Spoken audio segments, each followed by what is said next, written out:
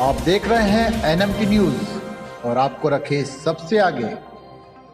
भाजपा 2014 के आम चुनाव के बाद से ही अलग मोड में है। कभी स्वर्ण जातियों और कुछ अन्य समुदायों तक ही सीमित मानी जाने वाली भाजपा को अब लगभग सभी हिंदू जातियों के वोट मिलते हैं। भाजपा ने दलितों और ओबीसी के बीच भी तमाम राज्यों में अच्छी पैठ बनाई और इसका नतीजा विधानसभा से लेकर लोकसभा चुनाव तक देखने को भी मिलता है। लेकिन अब भाजपा उससे भी आगे की तैयारी कर रही है।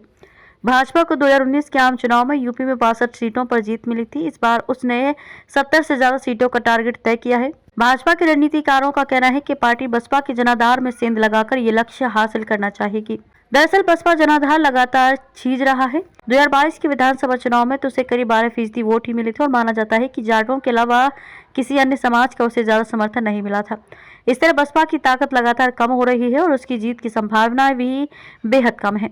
ऐसे में उसकी कमजोर होती सियासी जमीन पर सपा के अलावा भाजपा की भी नजर है। आमतौर पर मायावती के ज्यादा वोटर सपा के खिलाफ रहे हैं। ऐसे में भाजपा को लगता है कि उनके बीच पैठ बनाकर एक हिस्सा हासिल किया जा सकता है। ऐसा हुआ तो आगरा, सहारनपुर जैसे मंडलों में ताकत बढ़ जाएगी, जहां दलितों की अच्छी आबादी है।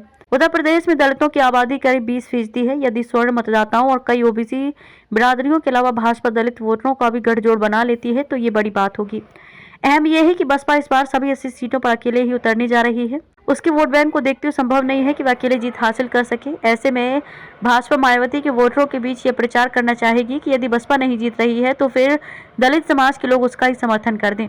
भाजपा के रणनीतिकारों का मानना है कि बसपा के अकेले लड़ने की स्थिति में दलित मतदाता भाजपा की ओर रुख कर सकते हैं। इस बीच भाजपा बस्तियों तक संपर्क की तैयारी में है। इसके लिए संत रविदास जयंती के मौके को चुना गया है। पीएम नरेंद्र मोदी खुद शनिवार को रविदास जयंती के मौके पर वाराणसी में होंगे। इसी दिन से भाजपा के नेता और कार्यकर्ता भी दलित बस्तियों का दौरा करेंगे।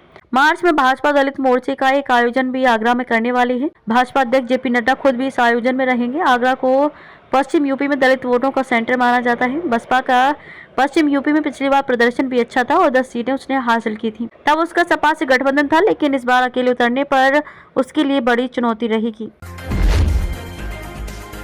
आप देख रहे हैं एनएमटी न्यूज और आपको रखे सबसे आगे।